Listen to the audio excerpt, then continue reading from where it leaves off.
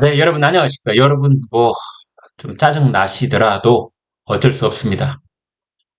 지금의 정치판에서의 질문은 이겁니다. 이준석을 어찌해야 하나요? 이 사람을 어찌해야 할까요? 어찌해야 대한민국의 미래를 위해, 우리나라의 정치 발전을 위해, 그리고 윤석열 정부가 나머지 3년을 제대로 일을 할 수 있는 총선 승리의 기반을 마련하고, 그 다음에 야당, 좀 겸손해진 야당과 협치도 하고, 이런 길이 열릴 수 있을까? 큰 그림 속에서 앞으로 5달 남은, 5달도 이제 남지 않았네요. 이준석을 도대체 어떻게 처리해야만 그런 일이 가능해질 수 있을까라는 질문을 던지지 않을 수가 없는 것이, 이준석이 지금 전국을 휘젓고 다니고 뭐 대구에다가 텃밭을 차리겠다 이런 말까지 하고 있으면서, 이준석이 아무 얘기나 막 하고 있기 때문에 지금 그 문제가 외면할 수 없는 질문이 되고 있는 겁니다. 여러분, 반윤연대라는 말 들어보셨습니까? 지금 제3지대의 신당을 만들겠다고 하는데 그 정치적 에너지를 어디서 얻어내느냐 이거거든요. 그런데 이준석이 가지고 있는 미래 비전, 대한민국 발전을 위한 자신의 꿈, 정치 철학, 이런 거는 아무도 알 수가 없고 얘기한 적도 없고, 오로지 이준석이 윤석열 대통령에게 대들고 있고, 윤석열 대통령을 공격하고, 윤석열 대통령을 물어뜯고 있고, 우리가 아는 것은 그겁니다. 그렇다면은 윤석열 대통령을 물어뜯음으로써 정치적 에너지를 얻고 있는 반윤연대, 이준석과 손을 잡는 사람은 일단 그곳으로부터 정치적 기반의 출발점을 삼지 않을 수가 없는 겁니다. 본인은 우리는 반윤연대가 아니고 외연을 확장하고 어쩌고저쩌고 얘기를 하지만 그건 다 쓸데없는 소리고, 출발이 그렇게 되어 있는 걸요. 이준석은 지난 2년 동안 오로지 한 일이라고 하는 것은, 더불어민주당이 빗나간 행동을 지적하는 것은 단 한 번도 없었습니다. 이준석의 방송, 인터뷰, 자기 SNS에서 올린 글 중에서 이재명이나 더불어민주당을 비판한 글 있으면 여러분 여기 한번 꺼내보십시오. 단 하나가 없고, 윤석은 오로지 국민의힘, 오로지 윤석열 대통령, 오로지 윤핵관, 이걸 공격하는데 지난 2년 자기가 가지고 있는 모든 에너지를 쏟아온 인간입니다. 따라서 이준석이 제3지대에 꾸리겠다는 신당, 이것은 본인이 인정하든 부인하든 상관없이 그것은 반윤연대의 프레임을 갖지 않을 수 없다, 이렇게 볼 수 있습니다. 반면에 더불어민주당 쪽에서는 어떤 일이 벌어지고 있느냐, 여기는 반명연대인 것이지요. 지금 연일 뉴스에 그 초점을 이루고 있는 이상민, 조응천, 이원욱, 박용진, 이런 이른바 비명계라고 불리우는 30명에서 40명쯤 된다는 더불어민주당의 내의 비주류들, 이 사람들도 지금 타이밍만 보고 있는 거 아닙니까? 언제 뛰쳐나가야 되느냐. 그래서 국민의힘 쪽에서는 이제 원심력이 작동을 하면서 반윤연대라는 말이 나오고 있고, 더불어민주당 쪽에서의 원심력은 반명탈출, 이렇게 볼 수가 있는 것이지요. 금태섭 전 의원은 뿌리가 민주당이었죠. 이준석은 뿌리가 국민의힘, 어쩔 수 없이 그렇게 부를 수가 있는데, 김종인 전 국민의힘 비대위원장이 두 사람을 데리고 밥을 먹고 난 다음에 이렇게 말했습니다. 이준석과 금태섭 두 사람의 지향하는 바가 똑같다. 지향하는 바가 똑같다라니 이게 뭡니까? 그렇습니다. 반윤, 반명연대. 이거 말고는 설명할 길이 없어요. 둘이서 도대체 정치 철학을 언제 견주어봤다고 지향하는 바가 똑같습니까? 뭔데? 그 지향하는 바가 어딘데? 동쪽이야, 서쪽이야, 남쪽이야, 북쪽이야? 자유민주주의 시장경제야? 아니면은 사회주의가 적당하게 가미된 제3의 길로 가는 그런 경제정책입니까? 뭐야? 안보정책에 대해서 이준석과 금태섭이 밤을 세워가면서 토론을 하는 것이 있나요? 도대체 뭡니까? 뭐가 있길래 지향하는 바가 똑같습니까? 하나 있죠. 자기가 몸담았던 곳을 이제 탈출해서 반윤, 반명, 그 프레임을 짜고 있다는 점에서 지향하는 바가 똑같다, 이런 거지요. 더더군다나 많은 사람들을 경악시켰던 건 이런 겁니다. 우리나라 속담에 사람 고쳐서 못 쓴다 이런 말이 있죠. 머리 검은 짐승, 고쳐서 못 쓴다 이런 말도 있고요. 바로 인간성 그것의 어떤 본질은 변하지 않는다. 주로 나쁜 사람을 탓할 때 하는 말이죠. 개과 천사를 한 줄 알았더니 전혀 변화가 없을 때 이런 말 쓰잖아요. 사람 고쳐서 못 쓴다. 그런데 이준석이 이 말을 패러디를 해가지고 당을 고쳐서 못 쓴다 이런 말을 했습니다. 정말 이준석이 최근래에 뱉었던 말 중에서 가장 오만불손한 말이 하나다. 저는 그렇게 봅니다. 국민의힘 얼마 전까지 자기가 몸담았던 대표까지 했던 국민의힘 거기에 가르침을 받고 있는 겁니다. 그 우물에다가 지가 퍼먹었던 자기를 키워주었던 지난 12년 동안 박근혜 전 대통령이 발탁을 해서 비대위원으로 영입한 이래 이준석이라는 인간을 만들어낸 그 우물에다가 하고 가르침을 맺는 말이 당을 고쳐서 못 쓴다. 참 기가 막힌 말인데 지금 이제 비명계 쪽에서 그 5선의 이상민 의원은 이준석하고 합치는 그 가능성이 열려 있다 이렇게 얘기를 하고 있는데 다른 쪽에 이원욱 지금 이제 이원욱 의원이 비명계에 그 정기적인 모임을 만들려고 지금 움직이고 있잖아요. 그 이원욱 의원이 이제 구심점 역할을 하려고 하는 것 같은데 이준석한테 싸가지 없다고 그랬습니다. 싸가지 네 가지가 없다. 싸가지가 없다. 이준석은 남녀 세대를 갈라치게 하는 혐오의 정치를 하고 있다. 그자와는 할 수 없다. 이제 그래서 지금 비명계에서 이준석과 손을 잡느냐 안 잡느냐 이 문제를 가지고 굉장히 결이 다른 얘기들이 계속 나오기 때문에 조금 시간이 흐르면서 어떻게 정리가 될지 봐야 될 것 같습니다. 그런데 홍준표 대구시장이 이준석의 등을 탁탁하게 쳐주면서 응원을 하고 있는 그런 메시지를 많이 내보내고 있습니다. 듣보잡이 당을 지배하고 있다. 그러니까 홍준표 대구시장은 이제 본인이 국민의힘 당 대표도 했고 대선 후보도 했고 그렇기 때문에 이제 내가 주인이다. 그리고 윤핵관들, 윤석열 대통령과 친하게 지난 의원들을 듣보잡. 내가 말이야 10년 전만 해도 그 애네들 이름도 몰랐어 이런 뜻이겠죠. 국민들은 다 아는데 이제 홍준표 시장한테 듣보잡이란 뜻일 겁니다. 그런 얘기를 하면서 하는 얘기가 그러면서 윤석열 대통령은 술수를 모르는 사람이다. 윤석열 대통령은 정치도 모를 뿐만이 아니라 정치가 가지고 있는 그 오염수에 오염되지도 않았다. 그런 뜻 같아요. 그런데 그를 둘러싸고 있는 사람들이 대통령을 이용해 먹고 있다. 이런 뜻입니다. 그러면서 그 자들이 반성하지 않는 한 이준석은 국민의힘에 돌아갈 일이 없다. 결국은 이준석은 지금 탈당을 하고 뛰쳐나와도 된다라는 명분에 힘을 실어주고 있는 겁니다. 아무튼 이준석 지금 대구에서 당을 만들고 대구 기반으로 그 12군데 후보를 내보내는 그런 신당을 지금 이제 속도를 내고 있는 것 같습니다. 엊그제까지만 해도 대구 기반 신당 창당이 저울질을 하고 있다라고 한다면 이제 오늘은 첫삽을 뜨려고 하고 있다. 이 정도로 분위기가 바뀌고 있습니다. 이준석이 대구에 가서 그랬거든요. 대구에 국민의힘의 아성을 무너뜨리겠다. 힘겨운 도전을 회피하지 않겠다.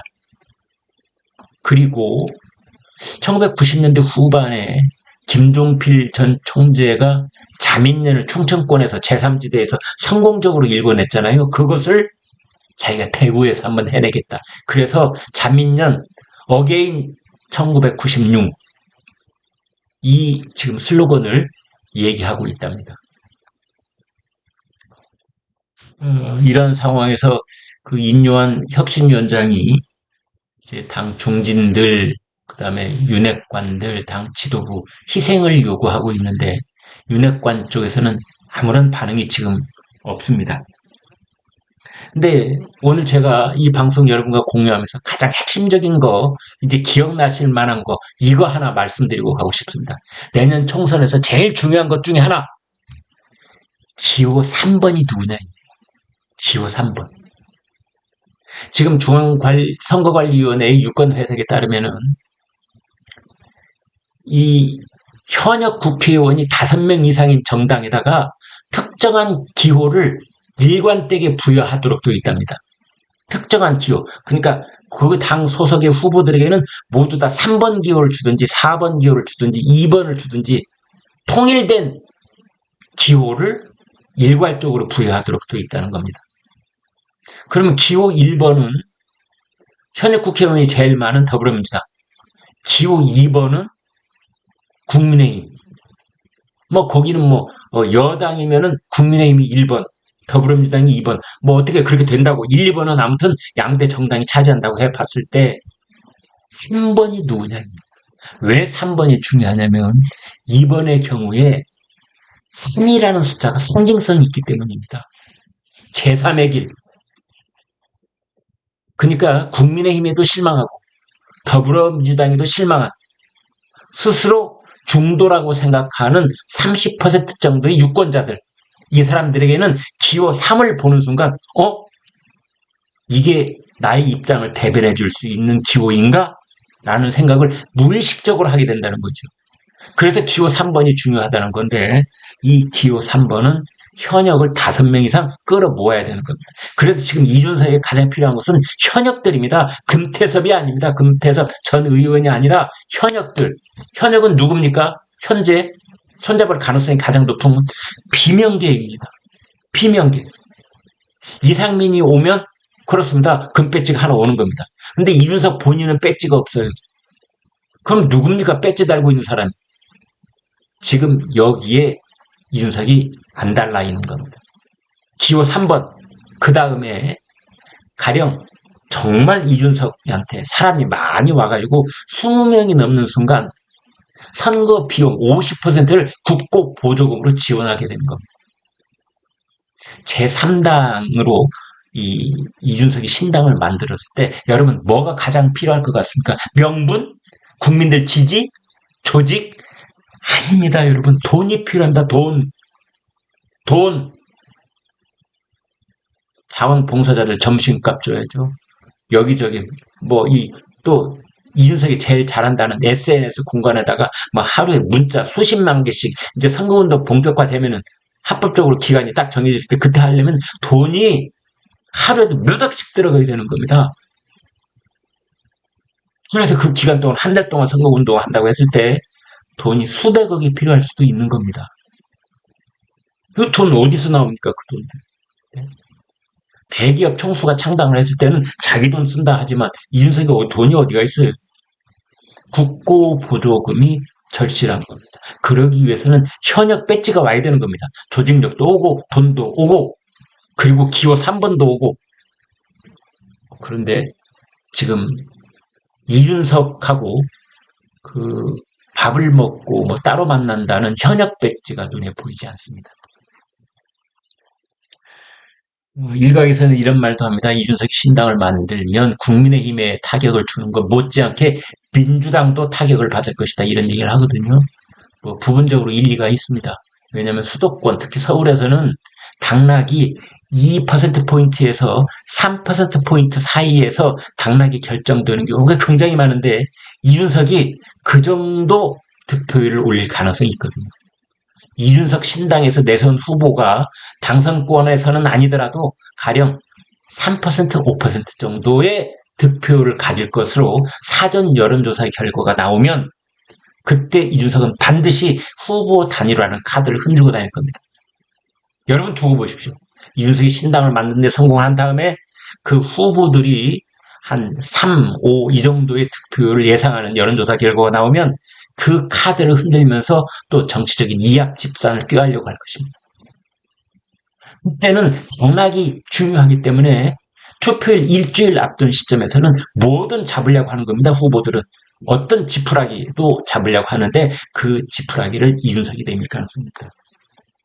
그때 이제 후보 단일화를 빌미 삼아서 가령 후보 단일화를 하면서 민주당 쪽에 후보 단일화를 해주면서 지역구 중에 몇 곳은 이준석 당이 가져가는 쪽으로 그런 또 밀실 협약을 할 가능성도 있는 것이지요.